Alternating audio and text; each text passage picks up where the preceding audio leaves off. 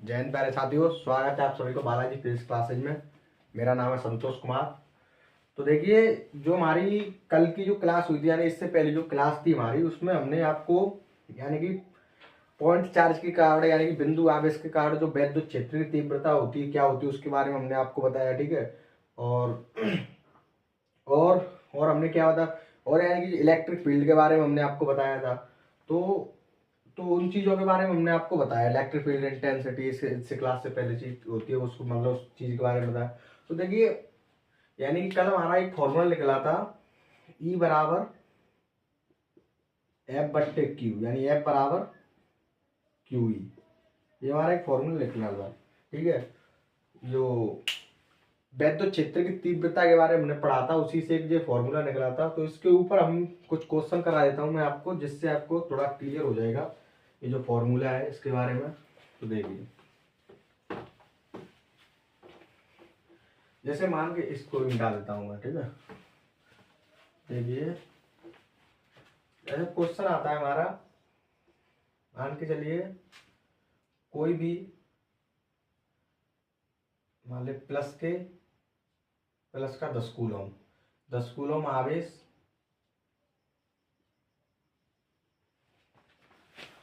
10 coulomb आवेश और मान के चलिए 5 न्यूटन प्रति मीटर, नहीं न्यूटन प्रति कूलम, वोल्ट प्रति मीटर होता है, न्यूटन प्रति कूलम की वैद्युत क्षेत्र की वैद्युत क्षेत्र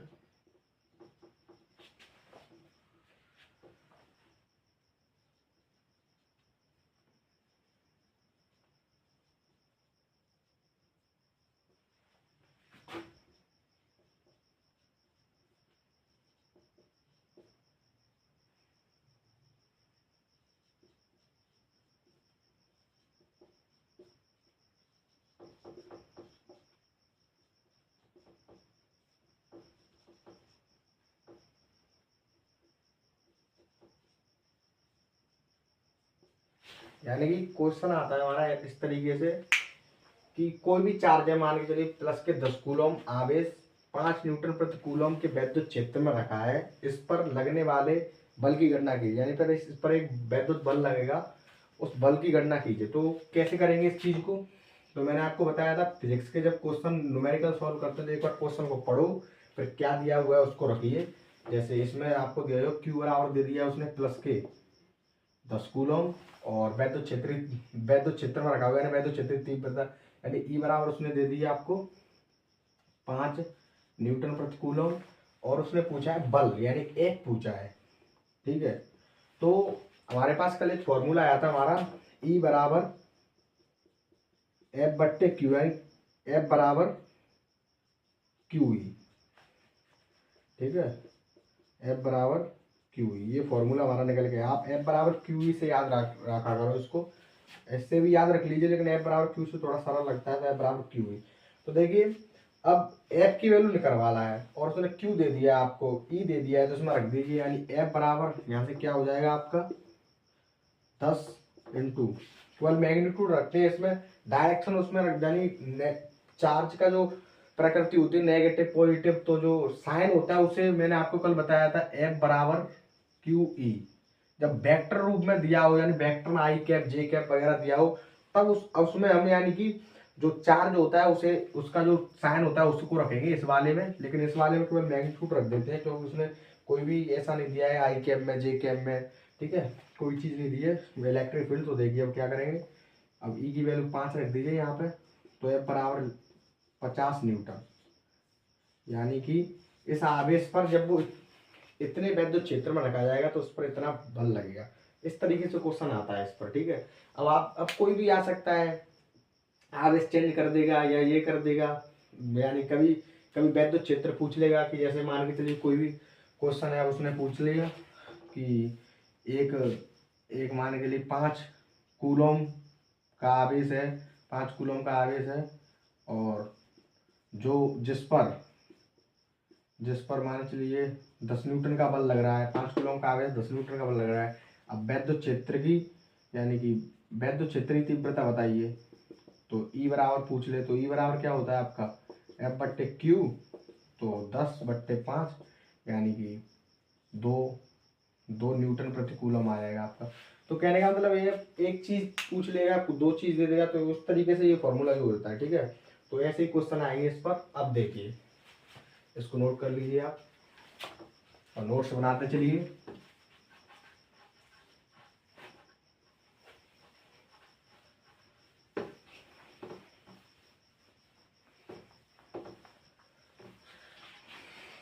अब देखिए, एक और हमने कल आपको फॉर्मूला बताया था, यानी कि जो कल निकला था बिंदु आवेश के कारण जो वैद्युत क्षेत्रीय तीव्रता निकली थी वो KQ/R², ये फॉर्मूला निकला था हमारा, ठीक है। अब ये फॉर्मूला कैसे यूज होता है इसके बारे में भी बताते हैं, मतलब इससे कैसे क्वेश्चन आएगा। तो देखिए, इस तरीके से क्वेश्चन आएगा कि मान के चलिए 5 कूलम, तो उसके 5 कूलम आवेश से ऐसे लिख लीजिए, क्वेश्चन बना के लिए किसी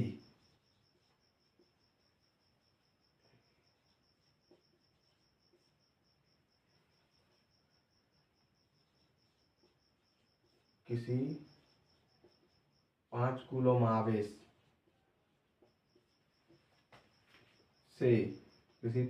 आवेश से मान के 2 मीटर की दूरी पर वैद्युत क्षेत्र की तीव्रता बताइए या गणना कीजिए, यानी कि इस तरीके से क्वेश्चन आ सकता है, ठीक है। तो देखिए, इसको कैसे करेंगे। फिजिक्स में एक चीज, पहले क्वेश्चन को पढ़िए, फिर क्या क्या दिया हुआ है उसको रखिए अच्छी तरीके से, पहले क्वेश्चन को पढ़िए तो अच्छे।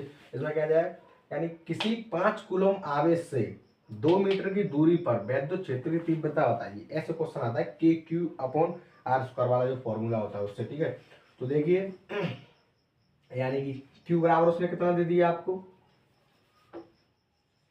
Q बराबर दे दिया 5 कूलम, और जो R बराबर दे दिया है उसने 2 मीटर। अब वैद्युत क्षेत्र यानी E बराबर निकलवा रहा है, तो फॉर्मूला क्या होता है हमारे पास, फॉर्मूला होता है E बराबर, क्योंकि हम जानते हैं E बराबर KQ/R²। तो K कितना होता है 9 × 10⁹ इंटू Q कितना है 5, केवल मैग्नीट्यूड रखेंगे इस पर।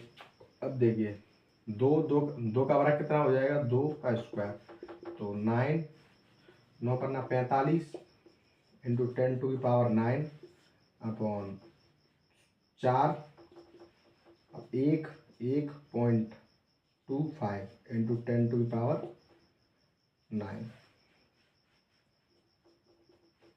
न्यूटन प्रति कूलम। तो इस तरीके से क्वेश्चन आता है, ठीक है। तो इस तरीके से वो सॉल्व हो जाएगा, यानी कि इसमें क्या एक पॉइंट दे देगा, उससे कुछ डिस्टेंस दे देगा जो हमने कल बताया था, यानी बिंदु आवेश के कारण किसी दूरी पर, इतनी दूरी पर वैद्युत क्षेत्र किसी भी दूरी पर आ जाए तो इस फॉर्मूले से हम निकाल सकते हैं, ठीक है। तो ऐसे होंगे ये क्वेश्चन, जो हमने कल आपके फॉर्मूले बताए थे उनके जरिए ये क्वेश्चन इस तरीके से हो, ठीक है। नोट कर लीजिए इनको। अब देखिए,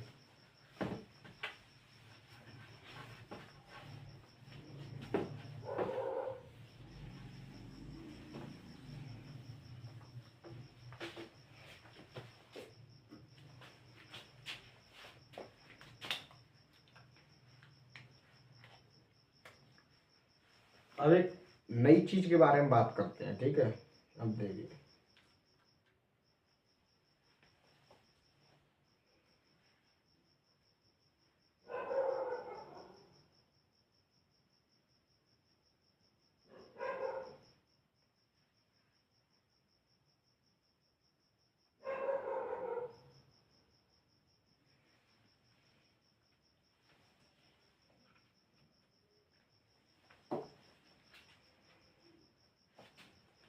अब देखिए, अब एक नई चीज के बारे में बात करते हैं, यानी कि जैसे कल, अब तक हम क्या है कि पॉइंट आवेश के बारे में बात कर रहे थे, यानी जो बिंदु आवेश होता है उसी के बारे में बात कर रहे थे। जो बिंदु आवेश के कारण हमने वैद्युत क्षेत्रीय तीव्रता निकाली, बिंदु आवेश पर फोर्स निकाला हमने, ठीक है। तो यानी कि हम बिंदु आवेश के बारे में बात कर रहे थे। अब क्या होगा कि अब जैसे मान के चलिए वो क्या करेगा कि जैसे उसने कोई रॉड दे दिया आपको, ठीक है, ये उसने रॉड दे दी, जैसे मैंने उसमें बताया था रॉड और एक पॉइंट आवेश बताया था, उस पर मैंने फोर्स निकालना बताया था, वो कूलॉम के नियम से मतलब नहीं निकल रहा था, तो उसी चीज के हम बारे में बात करेंगे, ठीक है।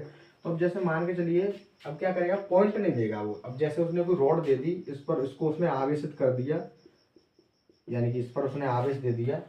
अब इसके कारण वैद्युत क्षेत्रीय तीव्रता क्या होती है, तो हमने तो पॉइंट के कारण सीखा है ना, पॉइंट आवेश के कारण कितनी होती है, ई बराबर के क्यू अपॉन आर स्क्वायर। तो पॉइंट चार्ज के कारण यानी बिंदु आवेश के कारण हमने वैद्युत क्षेत्रीय तीव्रता निकालना सीखा है। अब क्या है, उसने रॉड दे दी और जैसे मान के कोई भी एरिया दे दिया उसने, पृष्ठीय क्षेत्र, जैसे मतलब कोई भी पृष्ठ दे दिया, उस पर उसने आवेश रख दिया, ठीक है, इस तरीके से। और जैसे खोखला गोला हुआ तो पृष्ठ पे आ जाएगा खोखले गोले पर। और जैसे मान के चलिए कोई उसने ठोस गोला दे दिया, ये मान के चलिए कोई ठोस गोला है, ठीक है, तो इसके अंदर भी चार्ज होगा और इसकी सतह पर भी चार्ज होगा। ये ठोस गोला है जो पूरा आवेशित है अंदर से, ठीक है। तो कहने का मतलब ये है, अब वो पॉइंट आवेश नहीं देगा, अब यानी कि बड़ी वस्तुएं बनाना चाहेगा, बड़ी बड़ी सीट जैसे बोलते हैं, यानी कि सीट के कारण वैद्युत क्षेत्रीय तीव्रता निकाली जाती है, तो यानी बड़ी बड़ी चीज देगा। अब उसके कारण हम वैद्युत क्षेत्रीय तीव्रता कैसे निकालेंगे, ठीक है, तो उसी चीज के बारे में हम बात करेंगे। तो देखिए, उससे पहले एक चीज, उसी चीज के बारे में बात करते हैं। तो देखिए हम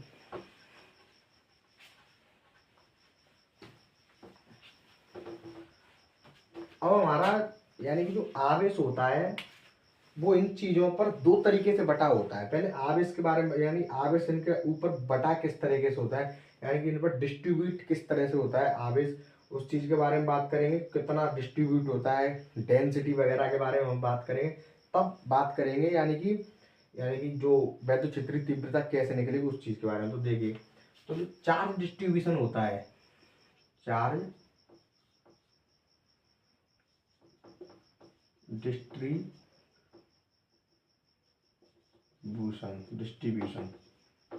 ठीक है। तो जो हमारा चार्ज डिस्ट्रीब्यूशन होता है उसमें क्या होता है कि ये हमारा जैसे जैसे मान के चलिए कोई भी चीज है, ये मान के चलिए कोई सीट है, ठीक है, ये सीट है तो इस पर आवेश है, ये पूरी सीट आवेशित है, ठीक है। तो इस पर जो हमारा चार्ज डिस्ट्रीब्यूट होगा, यानी कि आवेश पर जो चार्ज वितरित होगा, आवेश पर जो चार्ज फैलेगा, वो दो तरीके से फैलता है हमारा, ठीक है। एक असमान फैलता है, एक समान फैलता है, यानी एक यूनिफॉर्म फैलता है, यूनिफॉर्म तरीके से फैलता है, एक नॉन यूनिफॉर्म तरीके से फैलता है, ठीक है। तो देखिए जैसे, तो यहाँ से दो चीज निकल के आते हैं आपके, ठीक है, यानी एक आता है आपका यूनिफॉर्म,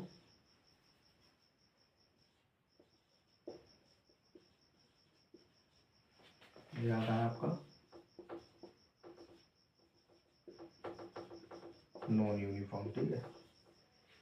अब यूनिफॉर्म नॉन यूनिफॉर्म कैसे फैलता है, अब जैसे नॉन यूनिफॉर्म में क्या होगा, जैसे मान के चलिए आपके पास कोई सीट है या कोई भी रॉड है, कोई भी चीज मान लीजिए, ठीक है। अब मान के लिए आपके पास सीट है, तो यूनिफॉर्म में क्या होगा कि पूरी सतह पर एक समान आवेश फैलेगा। जैसे इस पर plus plus plus plus plus plus plus plus plus, यानी कि इसमें जो धनावेश होगा वो इस वाले पार्ट पर और इस वाले पार्ट, यानी प्रत्येक जगह पर, जिस जगह पर हम निकालेंगे जो आवेश मतलब देखेंगे, तो सेम आवेश मिलेगा हमें। जैसे मान के चलिए यहाँ पर अगर 1 कूलम है तो यहाँ पर भी 1 कूलम होगा, यहाँ पर भी, यानी पूरे एरिए पर जो आवेश होगा वो बिल्कुल समान, यूनिफॉर्म, यानी समान तरीके से फैलेगा, ठीक है। और नॉन यूनिफॉर्म में क्या होता है, नॉन यूनिफॉर्म में क्या होता है, जैसे मान के लिए हमारे पास कोई सीट है, ठीक है, तो इसमें क्या होगा, प्लस प्लस प्लस प्लस, तो इसमें क्या होगा, यहाँ पर आवेश नहीं है, ठीक है, लेकिन यहाँ पर आवेश है, यानी इसमें कहीं होगा कहीं नहीं होगा, यानी इसमें नॉन यूनिफॉर्म होगा। कहने का मतलब ये है कि यूनिफॉर्म नहीं होगा, एक जैसा आवेश नहीं होगा, कहीं पर होगा कहीं पर नहीं होगा, यहाँ पर नहीं है आवेश, ठीक है, लेकिन यहाँ पर है, यहाँ पर है, यहाँ पर है, यहाँ पर है, यहाँ पर नहीं है, बीच में खाली है, लेकिन इसमें हर जगह होगा, इस यहाँ पर भी हर जगह होगा, इसमें उन्होंने बनाया नहीं है, लेकिन पूरा एक तरीके से आवेशित होगी ये वस्तु, एक समान तरीके से आवेशित होगी, ये एक समान तरीके से आवेशित नहीं होगी, ठीक है, कहीं ज्यादा कहीं कम होगा, इसलिए ये इसको नॉन यूनिफॉर्म बोलते हैं, ठीक है। तो नॉन यूनिफॉर्म में तो यही होगा, लेकिन यूनिफॉर्म में हमारे कंटिन्यूस बोल सकते हो उसे, लगातार, ठीक है।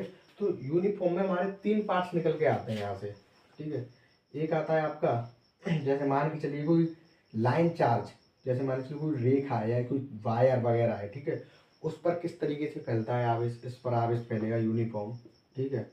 और एक चीज़ निकल के आएगी आपकी, जैसे मान के चलिए पृष्ठीय क्षेत्रफल वगैरह, ठीक है, कोई सीट है उसके क्षेत्रफल पर आवेश कैसे फैलेगा।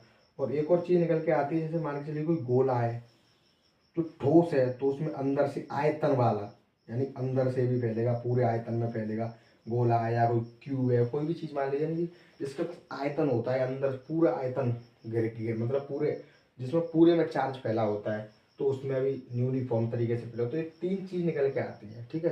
तो इन्हीं चीज़ों के बारे में हम यानी कि बात करेंगे। जो चार्ज डिस्ट्रीब्यूशन होता है वो 2 तरीके से होता है, यूनिफॉर्म, नॉन यूनिफॉर्म। यूनिफॉर्म तीन तीन होता है, मतलब एक, ठीक है।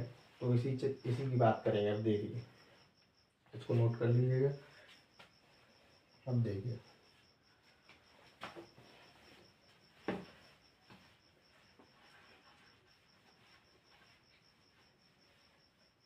चार्ज डिस्ट्रीब्यूशन यानी कि आवेश का वितरण, एक तरह से आवेश का वितरण बोल सकते हैं हिंदी में इसको, ठीक है। तो देखिए,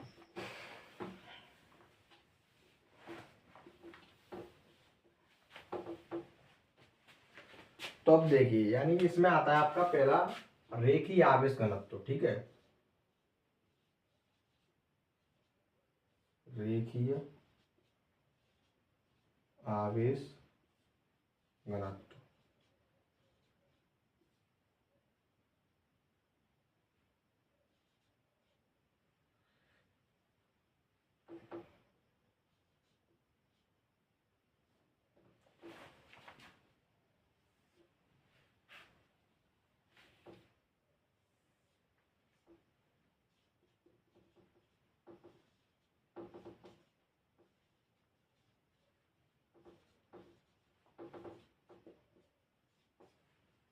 रेखीय आवेश घनत्व। तो रेखीय आवेश घनत्व में क्या होता है कि आपका ये क्वेश्चन बोर्ड में आ सकता है, जैसे बोर्ड वाले जो बच्चे हैं वो देख लें। यानी उसमें क्या हो सकता है, बोर्ड में क्या कैसे आ सकता है कि रेखीय आवेश घनत्व से आप क्या समझते हैं, ठीक है। इस तरीके से क्वेश्चन आएगा, तो उसमें आपको डेफिनेशन लिखनी है और एक फॉर्मूला लिखने का, जो फॉर्मूला लिखना है, ठीक है। और जो कंपटीशन वाले हैं उनमें क्या होता है, कंपटीशन वाले क्वेश्चनों में आ जाता है आपका ऑप्शन में रेखीय आवेश घनत्व का, यानी कि कौन सा सूत्र है, यानी कि रेखीय आवेश घनत्व को किस तरीके से निकालते हैं, तो यानी उसमें फॉर्मूला याद है। तो उसमें आपका आयतन घनत्व आ जाएगा, ठीक है। और यानी कि पृष्ठीय घनत्व आ जाएगा, तो और रेखीय आवेश घनत्व, तो उनमें जो रेखीय आवेश घनत्व का फॉर्मूला है उसको टिक करना है, ठीक है। ये क्वेश्चन आ जाता है। तो देखिए, रेखीय आवेश घनत्व क्या होता है, इस चीज को समझते हैं। तो रेखीय आवेश घनत्व में क्या होगा, जैसे मान चलिए कोई रेखा है, यानी कि किसी रेखा, जो रेखा जैसे वायर होता है हमारा, वायर, तो वायर एक रेखा में तो होता है, उस पर उसको जैसे मान के चलिए आप चार्ज कर दो इस तरीके से, आवेशित यूनिफॉर्मली, एक समान तरीके से आवेशित कर दो, तो उसके कारण जो वैद्युत क्षेत्रीय तीव्रता निकलती है उसको कैसे निकालेंगे, तो उस यानी कि उस पर जो चार्ज डेंसिटी ली जाएगी, जो आवेश घनत्व लिया वो रेखीय आवेश घनत्व को लिया जाएगा, ठीक है। कहने का मतलब ये है कि रेखीय आवेश घनत्व किसी रेखा पर जो चार्ज फैला होता है उसके बारे में बताता है, रेखीय आवेश घनत्व, ठीक है। मेन बात ये है। देखिए, डेफिनेशन और बताता हूँ आपको, उससे और आपको क्लियर होगा। जैसे इसकी डेफिनेशन होती है, वैसे किसी किसी एक समान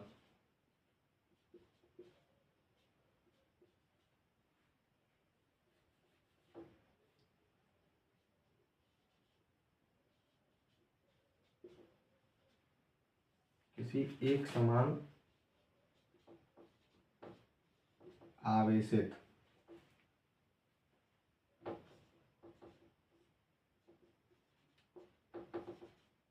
एकांक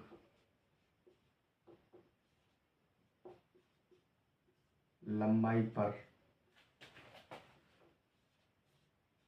वितरित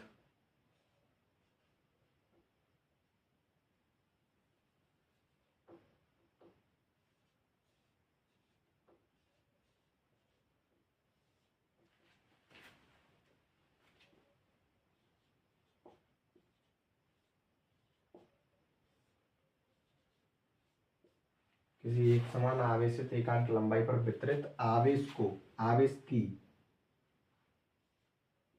मात्रा को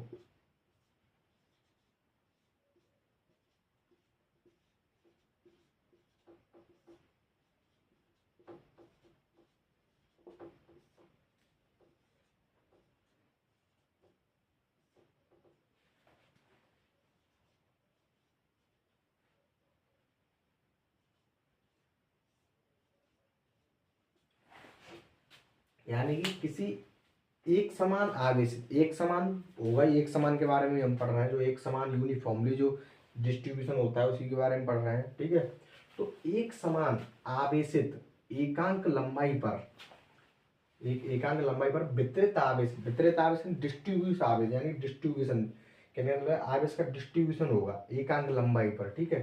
तो एकांक लंबाई पर वितरित आवेश की मात्रा को रेखीय आवेश घनत्व कहते हैं, ठीक है। तो देखिए यहाँ से एक फॉर्मूला निकल के आता है आपका, और इसे तो रेखीय आवेश घनत्व होता है, इसे लैम्डा से प्रदर्शित या लिखा जाता है, लैम्डा से प्रदर्शित करते हैं, ठीक है। यानी इसे लैम्डा से प्रदर्शित करते हैं, इसको लैम्डा बोलते हैं, इसको इसे लैम्डा बोलते हैं, थोड़ा मैंने घुमा दिया है, ठीक है, लैम्डा बोलते हैं इसे। तो इसका फॉर्मूला निकल के आता है यार हमारा यहाँ से एफ बराबर लैम्डा बराबर क्यू अपॉन एल, ये फॉर्मूला निकलता है यहाँ से। इसका जो मात्रक होगा वो हो जाएगा आपका कूलम प्रति मीटर, ठीक है, लंबाई मीटर कूलम। तो कहने का मतलब ये है कि किसी एक समान आवेशित एकांक लंबाई पर, जैसे एकांक लंबाई का मतलब होता है 1 मीटर, 1 सेंटीमीटर, मीटर लेंगे तो उसकी जो मात्रा होगा वो मीटर में आ जाएगा, ठीक है। सेंटीमीटर लो सेंटीमीटर आया, कहने का मतलब ये है कि एकांक यानी 1 यूनिट, ठीक है। तो किसी एकांक लंबाई पर वितरित यानी यूनिट यूनिट यूनिट लेंथ पर जो चार्ज का जो डिस्ट्रीब्यूशन होगा, वितरित जो फैला हुआ आवेश होगा, उसकी जो आवेश की जो मात्रा निकल के आएगी उसी को हम यानी कि रेखीय आवेश घनत्व कहते हैं। जैसे मान के चलिए ये आपका कोई आवेश है, ठीक है, और एक समान तरीके से फैला हुआ है, ठीक है। अब ये एक समान तरीके से जैसे इसमें इसमें जो मान लीजिए ये 1 मीटर लंबाई है, एकांक 1 मीटर मान लीजिए, इस पर जो ये प्लस प्लस प्लस प्लस पूरा प्लस प्लस फैला हुआ है, इस पर आवेश, इस रेखा पर पूरा प्लस प्लस आवेश फैला हुआ है। अब जो 1 मीटर लंबाई पर जितना आवेश की जो मात्रा होगी उसी उसी को हम रेखीय आवेश घनत्व कहेंगे, ठीक है। उसी उसी मात्रा को रेखीय आवेश घनत्व कहते हैं, ठीक है? तो इस चीज को आप नोट कर लीजिए, यही होता है आपका रेखीय आवेश घनत्व, जैसे हम लैम्डा से लिखते हैं। और जैसे मान के चलिए कोई छोटी लंबाई के लिए लैम्डा निकालते हैं तो वो कैसे निकालते हैं, इसको और लिख लीजिए, ये भी फॉर्मूला होता है इसका, लैम्डा बराबर डी क्यू यानी छोटा आवेश और डी एल छोटी लंबाई, ये भी फॉर्मूला होता है इसका, ठीक है। तो यही होता है रेखीय आवेश घनत्व, इसको नोट कर लीजिए। आप देखिए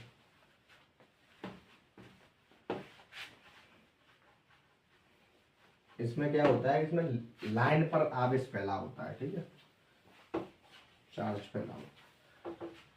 अब देखिए अब आता है आपका दूसरा वाला, पृष्ठीय,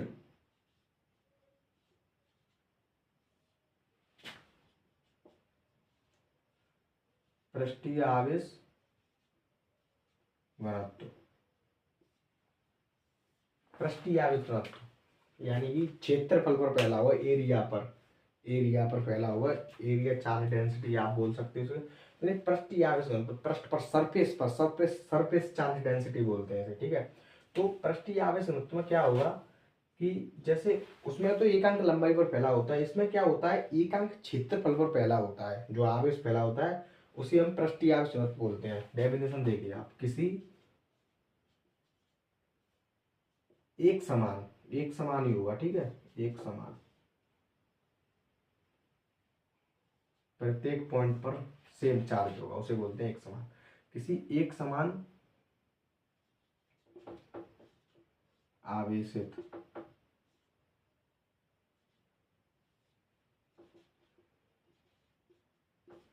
पृष्ठ के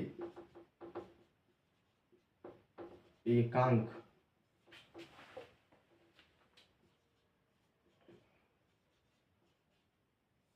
क्षेत्रफल पर वितरित आवेश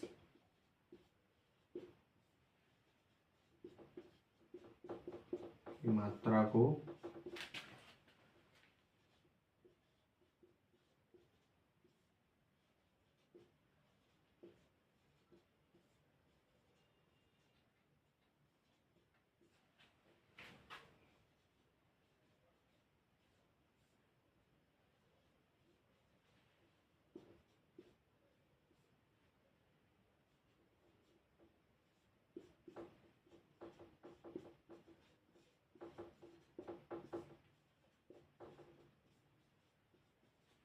यानी कि किसी एक समान आवेशित पृष्ठ पर, पृष्ठ का मतलब होता है ये आपका कोई मान के चलिए पृष्ठ है, ठीक है, पृष्ठ ये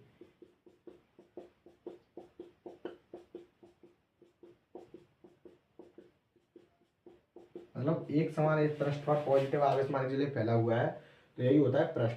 तो किसी आवेशित पृष्ठ, पृष्ठ तो बहुत बड़ा है, लेकिन एकांक क्षेत्रफल यानी कि 1 मीटर स्क्वायर एरिया जो होगा उस पर जितना आवेश फैला हुआ होगा, जितनी आवेश की मात्रा होगी, उसे ही हम पृष्ठीय आवेश घनत्व बोलते हैं, सरफेस चार्ज डेंसिटी बोलते हैं, ठीक है। इसे सिग्मा से लिखा जाता है, इसे सिग्मा बोलते हैं, यानी इसका जो साइन होता है इसको लिखने का उसे सिग्मा बोलते हैं। तो यहाँ से फॉर्मूला आपका निकल के आता है सिग्मा बराबर क्यू, लेकिन अब किस पर फैल रहा है, एरिया पर, तो यहाँ पे एरिया आ जाएगा, ठीक है, एरिया क्यू अपॉन ए, जिसका मात्रक क्या हो जाएगा आपका कूलम प्रति मीटर स्क्वायर, ठीक है, कूलम प्रति मीटर स्क्वायर, क्योंकि मीटर एरिया है तो मीटर स्क्वायर आ जाएगा, ठीक है। और जो दूसरा फॉर्मूला वो होता है, जैसे मान लो छोटा एरिया है तो उस पर छोटा charge D Q upon D, ये हो जाएगा। इसको नोट कर लीजिए आप, इसको इंग्लिश में सरफेस चार्ज डेंसिटी बोलते हैं, सरफेस चार्ज डेंसिटी, ठीक है, सरफेस चार्ज डेंसिटी बोलते हैं इसे।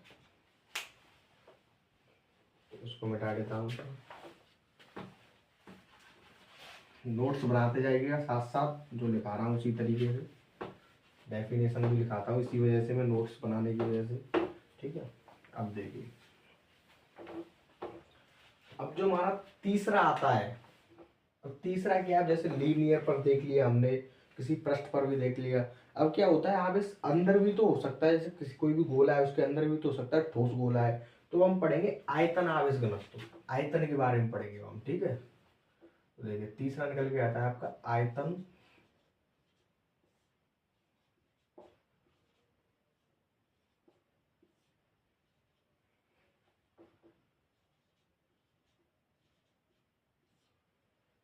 आयतन आवेश घनत्व, यानी कि वॉल्यूम चार्ज डेंसिटी बोल सकते हो इस चीज को, ठीक है, वॉल्यूम चार्ज डेंसिटी।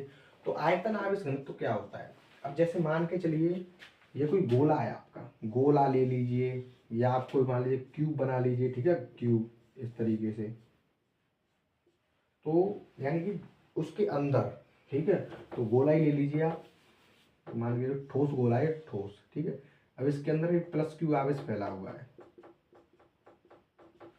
और एक समान तरीके से फैला हुआ है, तो अंदर की वजह से कितना निकल के आया, जो आयतन आवेश घनत्व बोलते हैं हम उसको। तो देखिए डेफिनेशन समझिए, यानी किसी एक समान होगा, ठीक है, एक समान आवेशित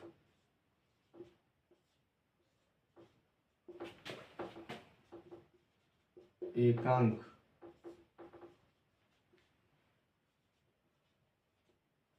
आयतन पर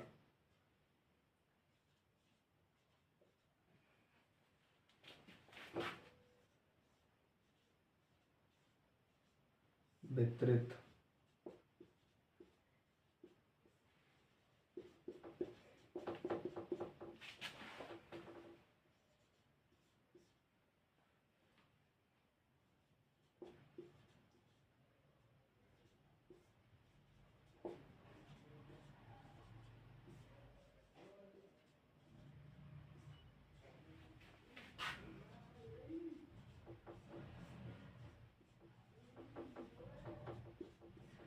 आयतन आवेश घनत्व कहते हैं। इसे हम रो, इसे रो बोलते हैं। इस चिन्ह को इस तरीके से बनाते हैं, इस तरीके से, इसे रो बोलते हैं, ठीक है।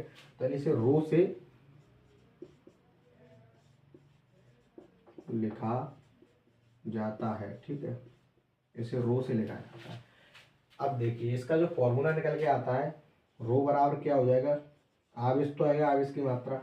अब नीचे क्या आएगा आपका, जब पहले लीनियर पर लंबाई आई थी एल, और एरिया पर एरिया आया था ए, अब वॉल्यूम पर बी आ जाएगा आपका, वॉल्यूम बी, ठीक है।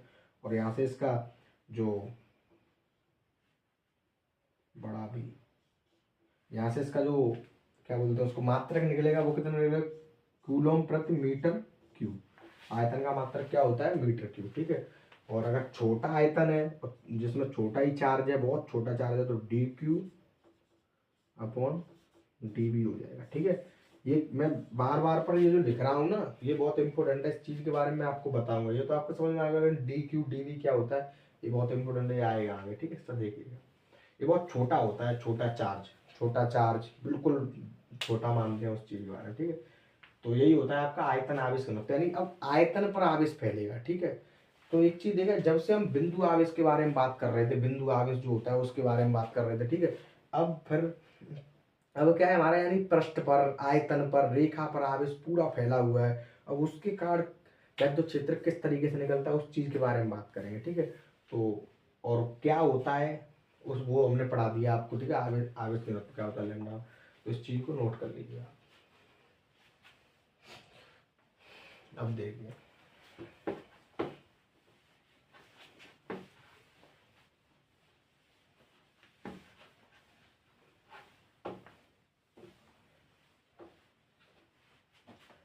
तो अब ये तीनों जो चार डेंसिटी होती है हमारी, उन वो हमने सीख ली, ठीक है। अब देखिए अब क्या होगा, अब जैसे मान के चलिए उसने बोल दिया है, अब एक डेरिवेशन करते हैं हम।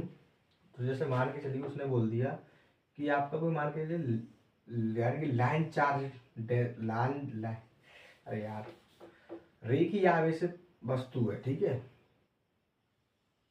पूरी आवेशित है आपकी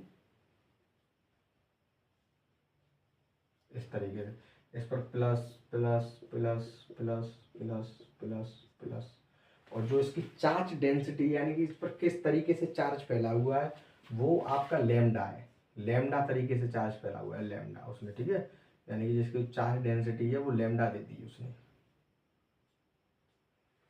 अब और ये एल लंबाई का आपका वायर है, या कोई भी मान लीजिए लाइन चार्ज है, ठीक है, एल लंबाई का। और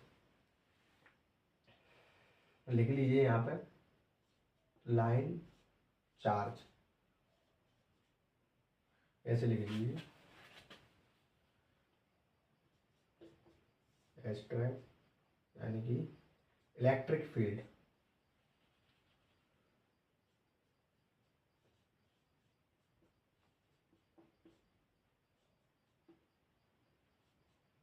इलेक्ट्रिक फील्ड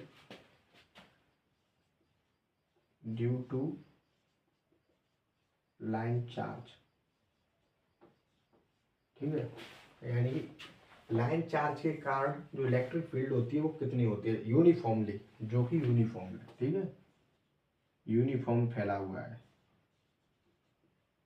यूनिफॉर्म। अब देखिए यानी कि अब उसने ये दे दिया, अब इससे आगे जैसे मान के चलिए कोई पी बिंदु दे दिया, मान के चलिए पी बिंदु दे दिया उसने, पी पॉइंट। अब इस पर वैद्युत क्षेत्रीय तीव्रता पूछ रहा है, तो वैद्युत क्षेत्रीय तीव्रता तो इसके कारण इसी डायरेक्शन में होगी ई, ठीक है। तो यही निकलवा रहा है, यानी वैद्युत क्षेत्रीय तीव्रता क्या निकलेगी, लाइन चार्ज के कारण जो वैद्युत क्षेत्रीय तीव्रता होती है वो क्या निकलेगी, जो यहाँ से मान के चलिए एल दूरी पर स्थित है, जो इसका आखिरी कोना है उससे एल दूरी पर स्थित है इसके किनारे से, ठीक है। अब देखिए अब उसने पूछा है कि इसके कारण जो पी बिंदु पर वैद्युत क्षेत्रीय तीव्रता होगी वो बताइए कितनी निकलेगी। तो यहाँ से हम क्या है, अब डेरिवेशन करना स्टार्ट हो गया। अब यहाँ से डेरिवेशन करेंगे तो देखिए यानी कि हमने आवेश, जैसे बिंदु आवेश होता है उसके बारे में हमने सीखा है। जैसे मान लीजिए कोई क्यू बिंदु आवेश है, तो इसके कारण क्या होगा, के क्यू अपॉन आर स्क्वायर, कहीं पर भी ले जाइए, कितनी भी दूरी पर ले जाइए, ठीक है। तो यानी कि के क्यू अपॉन आर स्क्वायर जो इलेक्ट्रिक फील्ड निकलती है हमारी, ठीक है।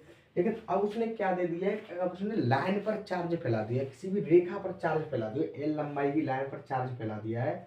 अब इससे पूछ रहा है, तो इससे कैसे निकालेंगे, ठीक है। हमें तो केवल बिंदु आवेश के बारे में पता है, तो इससे कैसे निकालेंगे, तो देखिए अब इसमें क्या है, अब आपका यहाँ से इंटीग्रेशन स्टार्ट हो गया, समाकलन, ठीक है। समाकलन अगर आपको आता है तो ये आपकी समझ में आएगा, अगर समाकलन नहीं आता है तो ये आपकी समझ में मतलब कम कम आएगा, ठीक है।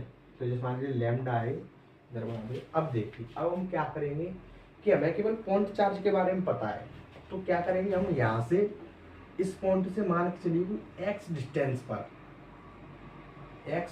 पर एक छोटा चार्ज मान लेंगे, मान के चलिए बहुत छोटा है, ठीक है। यानी चार्ज तो पूरे पर फैला हुआ है, लेकिन हमने कोई भी पॉइंट ले लिया, ऐसा पॉइंट ले लिया जिस पर थोड़ा आवेश है, मान के चलिए इस पर आवेश है हमारा कितना, इस पर आवेश है डी क्यू आवेश का छोटा सा पॉइंट ले लिया, ठीक है। जिसकी जो यानी कि इसकी जो मोटाई है वो मान के चलिए डी एक्स है, ये जो मोटाई है वो कितनी है, डी एक्स है, यानी बहुत छोटी डी एक्स मोटाई का, और डी क्यू चार्ज ले लिया है हमने, ठीक है, एक्स डिस्टेंस पर यहाँ से। क्योंकि हमें पॉइंट चार्ज के बारे में पता है, लेकिन हमें यानी कि इस चीज के बारे में नहीं पता है, जो लाइन चार्ज के बारे में नहीं पता है, तो हम क्या करेंगे, एक पॉइंट चार्ज ही मानेंगे। पॉइंट चार्ज के बारे में पता है तो पी बिंदु से हम एक पॉइंट चार्ज मानेंगे।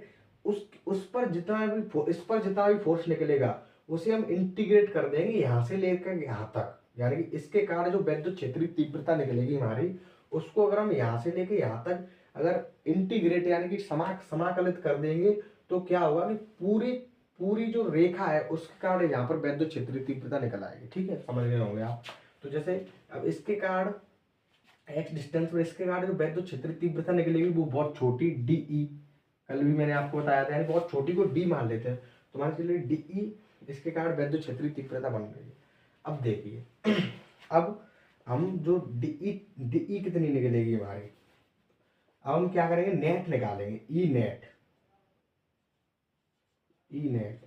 नेट बराबर क्या हो जाएगा हमारा, डी जो वैद्युत क्षेत्रीय तीव्रता निकली है, तो डी वैद्युत क्षेत्रीय तीव्रता निकली है, डी क्यू आविष्कार डी वैद्युत क्षेत्रीय तीव्रता निकली, लेकिन हमें नेट निकालनी है, इसके कारण नेट कितनी वैद्युत क्षेत्रीय तीव्रता निकली, हमारा क्वेश्चन ये electric field due to line charge पूरी के कारण कितनी निकलेगी, ठीक है।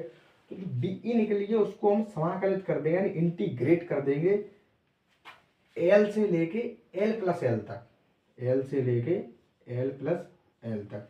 थोड़ा कम कम समझ में आएगा ये आपको, क्योंकि यहाँ से इंटीग्रेशन स्टार्ट होगा, जिसको इंटीग्रेशन आता है वो समझ गया होगा ये मैंने कैसे किया है, एल से लेके एल प्लस एल तक, यानी लोअर लिमिट एल हो जाएगी, upper limit L plus L हो जाएगी, ठीक है। अब देखिए अब डी निकलेगी, ठीक है। अब देखिए डी कितनी होगी हमारी, इलेक्ट्रिक फील्ड का फॉर्मूला निकालेंगे हम यहाँ से। इलेक्ट्रिक फील्ड का फॉर्मूला क्या होता है, के क्यू कितना है, D Q upon R square, ठीक है।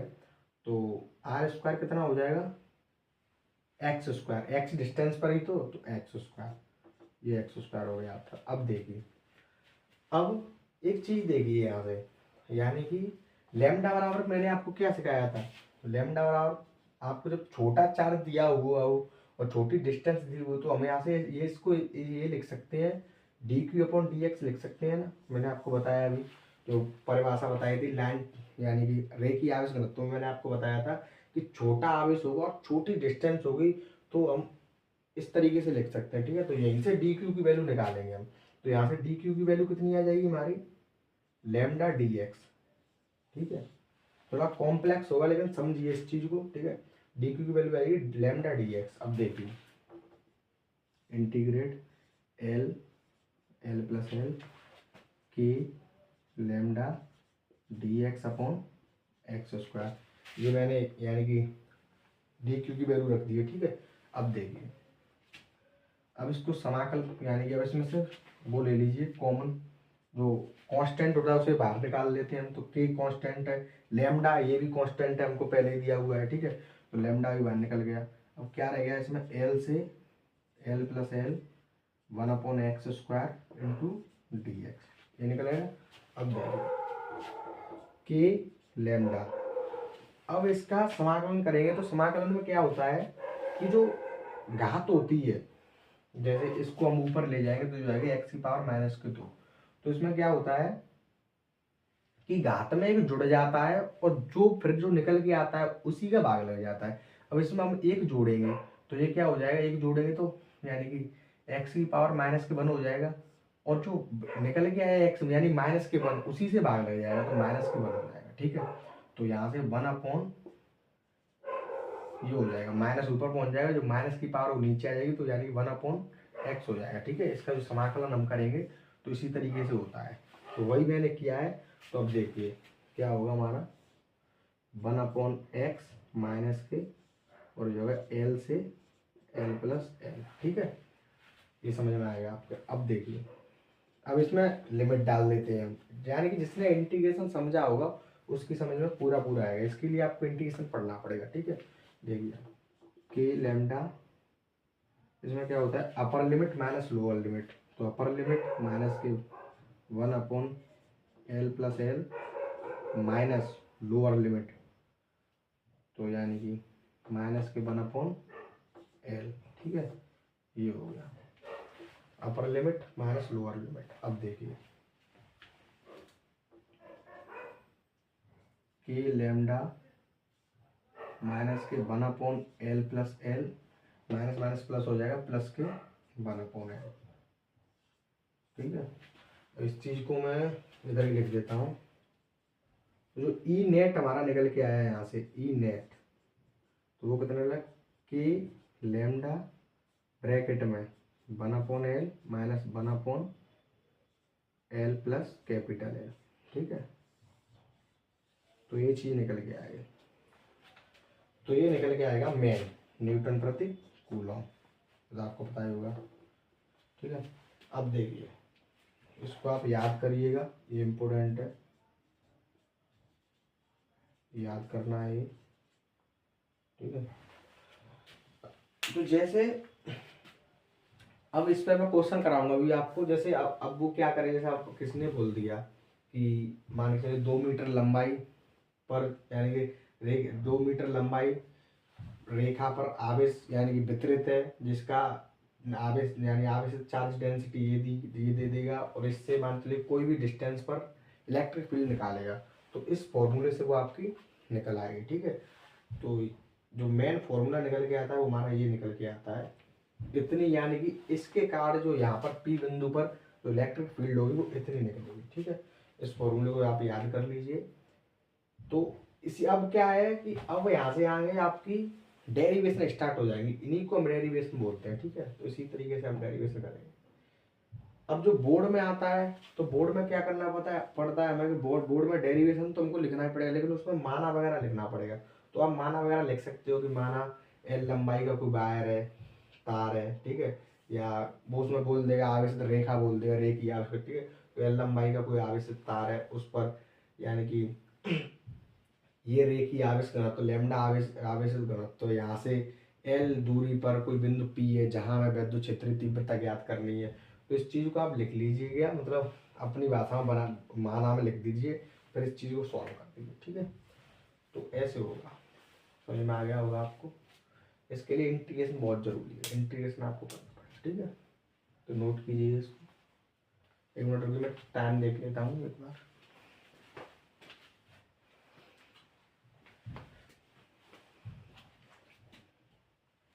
टाइम तो अभी है, लेकिन इसमें क्या आप ये हो गया आपका। ठीक है, अब देखिए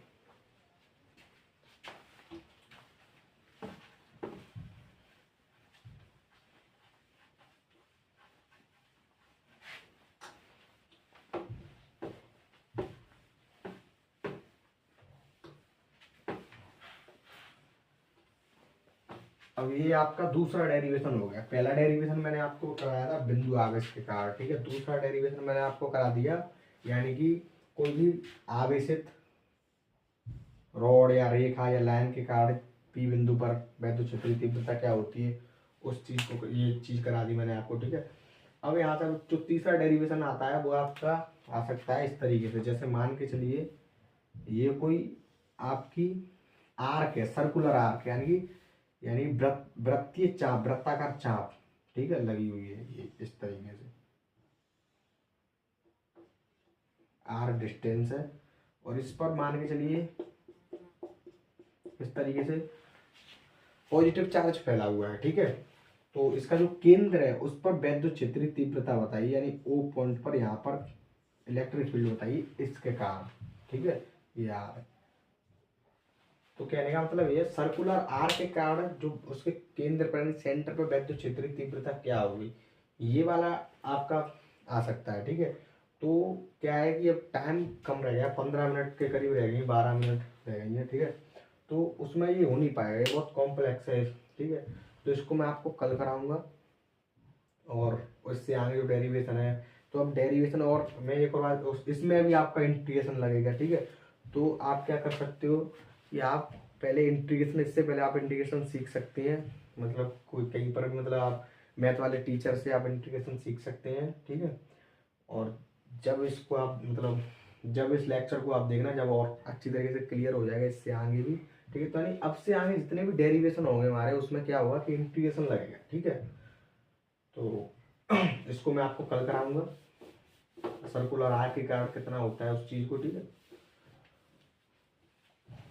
और मैंने आपको आज क्वेश्चन कराए, ठीक है, यानी उसके बारे में एफ बराबर जो फॉर्मूला निकलता है, एफ बराबर क्यू ई वाला फॉर्मूला होता है, इस पर कराए। और ये रॉड के कारण इस पर भी क्वेश्चन आते हैं, ठीक है। तो मैंने आपको बताया था कि हमारा एक टेलीग्राम चैनल है